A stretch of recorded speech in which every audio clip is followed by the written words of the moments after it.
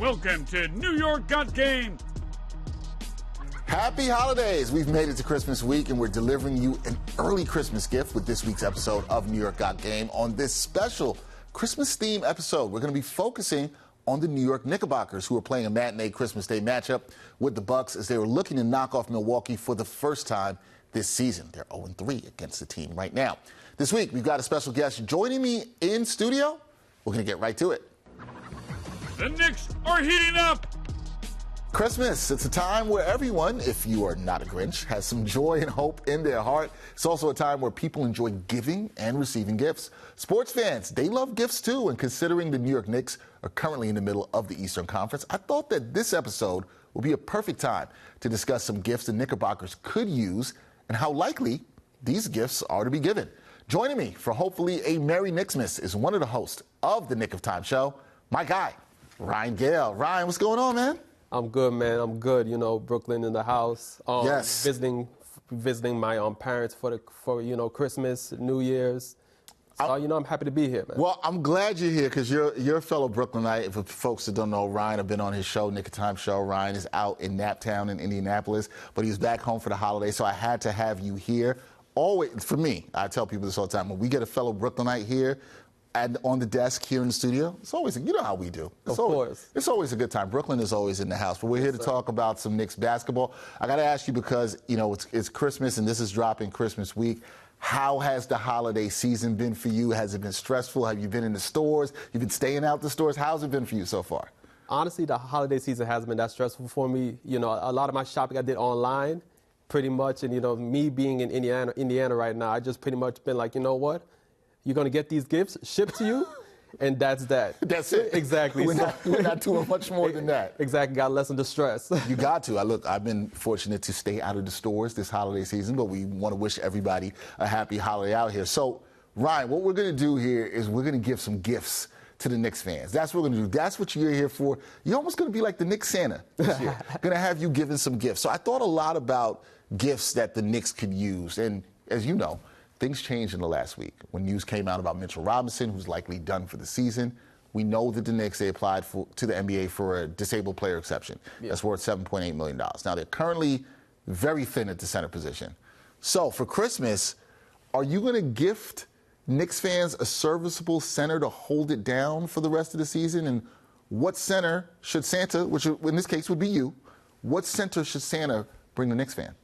Of course, the Knicks need a center because at the moment, with just iHeart as pretty much the only serviceable center that they have. And don't get me wrong, I like Jericho Sims, but Jericho Sims is undersized. He struggles against bigger guys. I think on a road trip, the West road trip against Nurkic had 15 and 10 in the first half with Sims starting at center, and also Zubac also hit him with a double-double. Anthony Davis, even though he didn't play in that game because he was injured early, with Taj Gibson coming in, Anthony Davis dropped 30 and 10 on the Knicks' head. So iHeart's going to have to play the lion's share of the minutes. And I don't think that's sustainable throughout the season, especially, with the Knicks and their aspirations, going into the playoffs and hopefully making it past the second round. So the Knicks definitely have to go after a big. And for me, the one that makes the most logical sense is Kelly Olynyk. Okay. Because he's a veteran center. He's on a bad team with the Jazz. He's an expiring contract, so maybe the Jazz may want to get, a couple second-round picks for him. The Knicks can trade Fournier because that makes sense. So the Jazz would get an expiring contract. Fournier got 2 years left in his contract. But it's a club option. So the Jazz could easily just opt out of the contract and release the money anyway. Knicks maybe only have to give up maybe a couple of second-round picks. And they bring in Olynyk, a guy that he has proven that in a competent defensive system, he can actually defend. You're not going to have the rim protection, but right now without Mitch, there is no rim protection anyway. So with Kelly Olynyk coming in, you get a big that is competent. He's going to lessen iHeart's minutes, so iHeart doesn't have to play 35, 40 minutes a game. And on top of that, he gives you another look with the three-point shot, which, I think it would be good for the Knicks to at least, see how that would look like with the offense, but with having a big that can actually stretch the floor and hit the three. Yeah. Yeah, so for me, the most sense is Kelly Olynyk. Kelly Olynyk, that is the gift from Ryan to the Knicks fans. I like Kelly Olynyk because for all the reasons you mentioned, right? Can help stretch the floor, serviceable big, wouldn't cost the Knicks too much. You know, the Knicks, there's been a lot of talk about, okay, how will they use Evan Fournier's contract? And here's a situation where they could use it to fill a need. And it also, I think that's the key you mentioned there too, Ryan, is it doesn't hurt their financial flexibility going forward, which I think you have to like. Okay, so I think that's a good gift for the Knicks fans because a lot of Knicks Twitter, they've been worried about, I know it's not called Twitter anymore, it's called X, yeah. But whatever. You know, they've been worried about what is this team going to do at center, so I think that's a good gift. Okay, let's move on. Now, Julius Randle, got to talk about him. He's been playing some of the best basketball of his career, in my opinion, very efficient. Jalen Brunson, also been impressive this season, particularly from downtown, shooting the ball better than ever from there. I think, and you know this, you're plugged into the fan base, I think fans would like to see both of these players make the All-Star team this season. Should Brunson and Randle both be All-Star starters this year, or will the Knicks fans only get one single stocking stuffer this year with just one of the two guys making the All-Star team in 2024? What gift do you think is more likely here for the Knicks fans? Randle and Brunson both going to the All-Star team, or just one of them?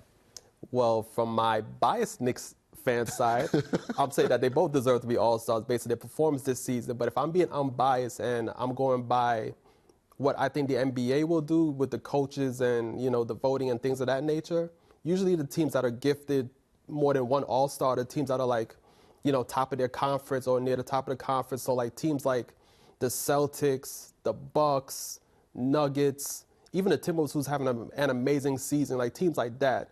The NBA usually, and the coach is usually blessed with like, you know, maybe 2 or 3 All-Stars. And with the Knicks being currently tied for 4th with the Magic in the Eastern Conference, the Knicks might not get both of them in the All-Star game. It's going to be tough because Julius Randle's having an amazing season. Yep. Jalen Brunson's having an amazing season. And I do think Jalen Brunson deserves an All-Star bid. You know, that guy, last season, I think he was snubbed.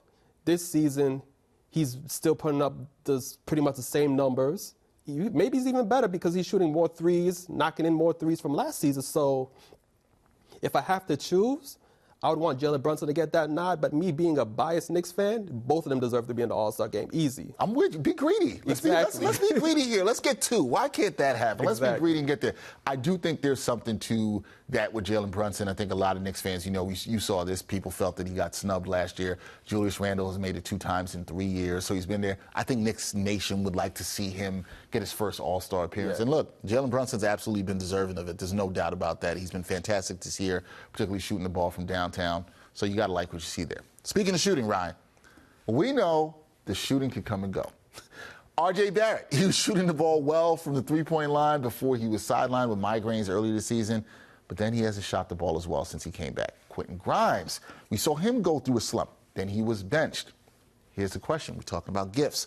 Will the gift of shooting from downtown return for either of these players, and which one do you think is more likely to regain their touch as we turn the calendar to 2024? Well, when it comes to regaining touch, I'm more confident in Quentin Grimes because he's the actual shooter. You know, he's a career 38% three-point shooter. And I think in his last 5 games, he's struggled. I think he's shooting 7 of 22 from 3, which is like 32%. So, and then on top of that, you know, the whole issue with Grimes early in the season saying that he doesn't feel like he's getting enough touches and was moved to the bench as a result, which I think it fits him coming off the bench because I've seen better play from him since he's been coming off the bench and he's getting more touches, etc. But you have to trust Grimes shooting. You know, Grimes has proven that when he's on fire, he's on fire. He can knock in threes easy. R.J. Barrett is not really a shooter. You know, with R.J. Barrett, you're going to always have up and downs with R.J. Barrett when it comes to shooting. So with R.J. Barrett, for me, the bigger concern for me is how he processes things, like when he drives to the basket, which I think he's done a very good job this season improving. Because when he drives to the basket, he's more methodical. He doesn't just, you know, have that tunnel vision going to the basket and just throwing up shots, you know, when there's like 2 or 3 defenders around him. He actually reads the defense better and makes better decisions. His floater game is better. He's finishing at the rim better. So it's that part of R.J. Barrett's game where it's like, and I forgot, he also throws a lob pass good too when he drives to the basket. So with R.J. Barrett, it's like when that part of his game isn't working, then that's when I'm really concerned about R.J. Barrett. But overall, when it comes to shooting, I'm expecting Grimes to get back on track. You think Grimes is the one that can get back on track? Real quick, what have you made so far of seeing the move to the bench? Because you kind of hit on that a little bit before, where he seems to be playing better. When he was in the starting lineup with two ball-dominant guys with Brunson and Randle, he seems to be a little bit more comfortable off the bench, and DiVincenzo now in the starting lineup. Did you like that move, or do you like where that's going now for the Knicks? Honestly, I'm gonna be real about it. At first, I was against the move because I saw what Grimes was capable of last season when he's in the starting lineup, and I felt like, okay, he's struggling, but the only way you can get a person out of their struggles is you stick with them. You know, have them fight through their struggles and get over the top. But when they made that move, and I saw how things worked out, it seems like Dante is more comfortable in the starting lineup playing with Julius, Randle, Jalen, Brunson, RJ Barrett, where he knows that he's not going to get the ball as much. Like, he's able to, I guess, still play off that exactly. in a way, right? And even knowing that the ball's not, if the ball doesn't come his way for a couple of possessions, he still seems to be comfortable in that role. Grimes kind of came out and said he was not comfortable in that role, but he's looked a little more comfortable on the bench. It's something I wonder if the Knicks will stick to for the rest of the season. But for now, it looks good, right? Yeah, for now it looks good. And the way it's going at the moment, the Knicks should stick with it because they're winning with Dante in the starting lineup and with Grimes coming off the bench. And with Grimes coming off the bench, he does seem more comfortable. He is getting more looks. Yep. He's getting up more shots, and he's still playing good defense. And I think with Grimes, you know, because he's one of the best defenders on the team, so I think if you could get him going with shots, I think that just steps his defense up a notch because he feels like he's more involved in the game. So I think for right now, I would stick with Dante in the starting lineup and have Grimes come off the bench. All right, that was a move that head coach Tom Thibodeau made that seems to be working out well. Speaking of head coach Tom Thibodeau, look, you know this because we talked about this when I've been on your show, the Knick of Time Show, when I've come on with you, right? A lot of discussion. Shout out to our guy, Lee Escobedo, who has changed his tune on Tom Thibodeau. But I've always felt that he's done a pretty solid job in terms of coaching this team, Ryan, and changing the culture of who the Knicks had been before. Knicks, they made the playoffs 2 times in the last 3 seasons. He's going to try this year to make 3 times in 4 years, right? 4 seasons. 2020, Tibbs signed a 5-year deal, and next season is going to be the last season of his contract. Would you like to see Coach Tibbs get a gift? Should he be gifted with a contract extension before this season is over? What do you say, Ryan? This question right here is tough for me because Tibbs has a lot of good qualities about him. You have to give him his props. He pretty much rose the Knicks from the dead. You know, with his coaching, you know, the two of the last 3 years in the playoffs, it seems like it's going to be 3 out of the last 4 years with the way the Knicks are currently going. And I think the question with Tibbs is you have to think about it in this way. Do you think Tibbs can get this team past the second round? Like, do you think he's reached his ceiling with this team? Or do you think he could get, you know, this team a step further? And my thought process is I've yet to see anything that would tell me that he can get this team past the second round, especially the way the roster is currently constructed. So at the moment, I would be hesitant to give Tibbs an extension, especially if a better coach becomes available, like a Tyronn Lue or anybody or someone like that. Because I would definitely go to that coach and, you know, and have Tibbs just write out his contract and, you know, let him go. But that's the main question. It's the thought process of It really comes down to, no, I hear what you're saying. It's more about time, the timing and where you think the team is along the timeline, if I hear you correctly, right? So it's, and I think a lot of that is probably still dependent on what the roster is, right, Ryan? So let me, to that point, do you, and you know, there's a lot of talk about trading for a star and all that. Do you think that Tibbs maybe is taking this current roster as far as it can go, but if there was an influx of talent, if there was a 1A kind of player, which has been a topic around the Knicks this past week. If there was a 1A kind of player here with Jalen Brunson, is Tibbs a guy that you think could take, with better talent, take them even further? Or is it more of a, I kind of need to wait and see a little more? It's a tough question. I know. It's a tough question because I think with his current roster, it's about as far as he could take them because even this season, more than likely, the Celtics and the Bucks are going to be 1 and 2. So even if the Knicks get by the first round, they have to face either one of those teams. And so far this season, the Knicks have shown that they cannot beat either team. They've fallen short. And I think right now the Knicks are in a place where it's like they're a middling team almost, where it's like they could beat the average team. They could even beat some of the good teams. But like the great teams in the league, they're struggling against. And with this current, and with the way the roster is currently set up, I cannot see the Knicks going further than the second round. Now if the Knicks bring in a star, right, then it's like, okay, do you want to stick with Tibbs and see how far Tibbs can take, you know, Jalen Brunson, Julius Randle, and a third star on the team? Or do you just want to go with another coach and be like, you know what? If a good coach becomes available, do I go with this guy and see if he can bring this team over the top? So it's a hard decision to make. It's really something where it's like you have to really think about it and really look how things turn out and be like, okay, do you want to stick with Thibs or do you want to go in a different direction? So this sounds to me like, Ryan, this is a gift you might be hesitant to give out in terms of the contract status. Okay, you're leaving that one in the bag. You're not giving that gift out just yet. Exactly. All right. This next gift I'm going to talk about. This one is going to be about timing, okay? And it goes into what we're talking about just now. The Knicks roster at some point, they're going to have some changes. Just because when you look at the finances of the team and the fact that Jalen Brunson, he's going to secure the bag after next season. We all know he's going to opt out. He's going to get a big contract. Do you want the gift of the Knicks trading for a star to pair with Brunson? Do you want that gift to happen at the deadline this season, or should it happen in the offseason? Ooh, yeah. Come on, these were not easy gift questions. This is not what we do up here. So here's the thing. Currently, right now, the Knicks are under the first apron. So they have some cap space to work with. I think right now when I checked, the Knicks are about 15, 16 million under that second apron, where it's going to be extremely difficult for them to make any type of moves to improve the roster. Jalen Brunson, you have to extend him. You have to keep him on this team because he's a vital part to the Knicks' success.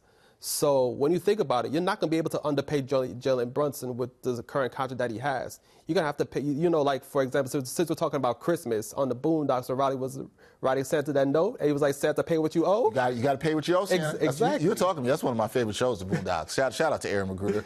Yeah, you got to pay what you owe. So you know that time is coming for Brunson. Go ahead. I'm sorry. So looking at it from that perspective, this offseason has to be the time when the Knicks actually make that move for that star player, because you want to bring that star player in before you extend Brunson, because once you extend Brunson, the Knicks are more than likely going to go into that second apron, and then from there it's going to be extremely hard for the Knicks to make any type of moves to improve the roster. So if you have a star, if you bring in a star that you think can definitely help Jalen Brunson and Julius Randle get over the hump and may turn the Knicks into a championship team, and then you have that window with all those guys there, whether it's like a 3, 4, 5-year window for them to get over the hump and have that championship run, you have to make that move, because if you're hesitant to make a move and then all of a sudden you're extending Jalen Brunson, you give him the money that he actually deserves, it's going to be tough, and then you might end up with a team where it's like, the ceiling might be second round in the playoffs and can't go no further. And that was the thing. I remember the last time I came on with you guys on the Knick of Time show, you were bringing up that point and talking about the second apron, and we were discussing that and was saying that once you get to that second apron, folks, you need your team to be in the position of championship contenders, because it becomes very expensive. So you don't want to pay a lot of money for a salary for a team where they're not getting to conference finals or even beyond. You need to be in that contender status. So it sounds to me like you're willing to see if it doesn't have to happen for you by the deadline, but you would say at least by this offseason, if we're going to give the Knicks the gift of trading for a star. And you got to choose that star wisely, Ryan. Exactly. We talked about that. You got to choose that one wisely. Definitely. So we will see. Okay, we've been given some good gifts. This is the last gift. Last thing we're going to do here. Knicks fans, they saw some success last season with the team reaching the second round of the playoffs. But as we were just talking about, fans, they want to see a deeper postseason run. They don't want to see them just go to the second round of the playoffs. So here's the gift. Can the Knicks have a deeper run in the 2024 playoffs? And would the Knicks reaching the Eastern Conference Finals or beyond, I'm giving Knicks fans some hope, would that be the best gift that a Knicks fan could receive right now? If I told you, hey, this gift is going to be a run to the Eastern Conference Finals or possibly beyond to the finals, would that be the best gift that a Knicks fan could receive this Christmas? See, if this Knicks team makes it to the Eastern Conference Finals or the NBA Finals, that's the type of gift where it's like, you know what, you don't owe me a gift for the next 3 seasons. Because with this team, if you make it to the Eastern Conference Finals or the NBA Finals, to me, you overachieved. So with that being said, I might have to be Santa, and drop a few coals here and there on, Sounds Knicks very Grinch-like. Okay. Yes, on Knicks fan dreams, because with this team, how it's currently constructed, I can't see the Knicks going past the second round. If they run into the Bucks or the Celtics, it's going to be tough for them. And as much as I would love for this Knicks team to reach the Eastern Conference Finals or the NBA Finals, and if you talk to Lee for the Knick of Time show, he definitely thinks that this team they have the capability to actually make it to the Eastern Conference Finals. But, you know, I'm a person where, you know, I more look at, like, logic and statistics. Are you out here saying Lee is not being a realist? he knows what I think about it too. He knows. Exactly. You know, like I go by the eye test of what I'm seeing right now. If the Knicks can't beat the Celtics and they can't beat the Bucks in the regular season, I don't know how that's going to change in the playoffs. Let me play. I'm not being Grinch or anything, but let me not push back on you, but let me just try to further that. Let's say they had the gift of going to the Eastern Conference Finals or the Finals. That could help the previous gift we were talking about, which might say, okay, now we really got to push to go get a star. Or we really feel like we have something cooking what we have and we kind of know what piece we need. It's almost like that run could let you know, but will also be fair, maybe this is what you're kind of going to, could also be fool's gold. And you might have overachieved and think that you're better than what you are, and there's a whole thing. So do you think it would be a good or a bad thing if that happened, if they had a run to? Is it good? I think it would be a good thing for fans. You win, you get more experience, but how do you feel about that if that gift were to occur? And let's just say they got to the Eastern Conference Finals. Is that a good thing for the Knicks? I believe it is a good thing. I mean, any time where you make it far in the playoffs, it's good because, you know, you have everybody that gains experience. And the Knicks are a young team. So this would definitely help, you know, experience-wise, you know, with the young guys on the team, you know, having that experience of making it to the Eastern Conference Finals. Here's the thing, too, though. Like, with the team, if they make it to the Eastern Conference Finals, I think it may alter what they're looking for. So, because for me, if the Knicks make the Eastern Conference Finals, that means, for me, Julius Randle is finally having a great playoffs. He's playing like himself in the regular season. So that's an extreme positive right there. Jalen Brunson is being Jalen Brunson in the playoffs. And I think for the Knicks to make it that far, they need that third option. So for me, it's like R.J. Barrett is stepping up, and he's providing that third spark that the Knicks need. So right then and there, you see growth in Julius Randle because he's actually producing in the playoffs and helping this team go far. And you see growth in R.J. Barrett because he's actually stepping up to the plate. So now you're looking at that, you're like, you know what?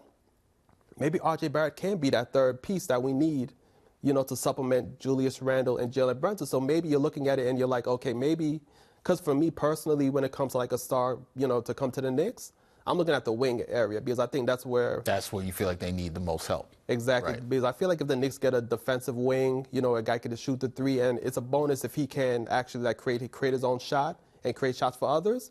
I think that would be the perfect piece for this Knicks team. But maybe with the growth of R.J. Barrett, the growth of Julius Randle in the playoffs, maybe you're looking at it differently. Like, you know what? Maybe we don't need that star wing. Maybe we just need like a solid wing. You know, a solid 3-and-D wing where, you know, he's going to defend, he's going to shoot the three, and he doesn't need the ball to be productive. And then you just have Barrett, Randle, and Brunson just do their thing. So you're right. A deep playoff run, if that is the gift, could tell you a lot about either what direction you want to go with the team or you don't want to go to the team. So it's a lot. Look, you know what? We gave the people some good gifts. You know, there was one you kept in the bag, but we gave the people some good gifts. You weren't a Grinch for Knicksmas. We were pretty good about this. I think everybody's hoping the Knicks have a good Christmas with a win over the Bucks on Christmas Day. I think that will be nice. But what you could do to be nice and not be a Grinch in Christmas time, you can support this guy, Ryan, and the rest of the Knick of Time Show crew. They do a great job talking about the Knicks. Check out their postgame show. I've been on with you guys a couple of times. I'm sure I'll be back this season. Ryan, man, I appreciate you coming through for the show. Merry Christmas to you and yours. Thank you for coming through. Appreciate you, man. Merry Christmas to you. Can I add one more thing? Sure you can. Yes, I just want to big up the whole Knick of Time Show crew. Jay Ellis, Lee, Ebony. Also got to shout out the day ones, Edson, Sean, Kathy, who were with us in the beginning. And also want to shout out Raw Hebrew as well because he helped out as well for one season. So I just want to, you know, shout them out and let them know that, you know, I appreciate them and, you know, we all do a good job and, you know, just, you know, keep going the podcast. No, you guys do. You keep growing. The whole shout out again to the whole Knick of Time Show crew. They do a fantastic job. You know, I love coming on with you guys and talking Knicks hoops. So I was always glad. Jay Ellis has been up here. You've been up here on the show. So we'll get some more people from the crew up on the show. But I love what you guys are doing. Like I said, Merry Christmas to you. Happy holidays. Happy New Year. All of that. And we'll see if some of these Knicks gifts come true. Thanks, Ryan. Appreciate you, man. Yes, sir. Merry Christmas. Happy holidays to you too, man. All right. New York Gut Game is on fire. Yeah, that's right. We are on fire this holiday season with the best digital show covering New York hoops to the fullest. That does it for this episode of New York Got Game. We wish all our amazing viewers a happy and healthy holiday season. Our next episode will be the final one of the calendar year. So, for my editor, Antonio Oliveras-Nicole, producer Lee Insler, and director Joe Masali, we got to bounce, but we'll see you next time on New York Got Game. And thanks for watching New York Got Game. Boom shakalaka.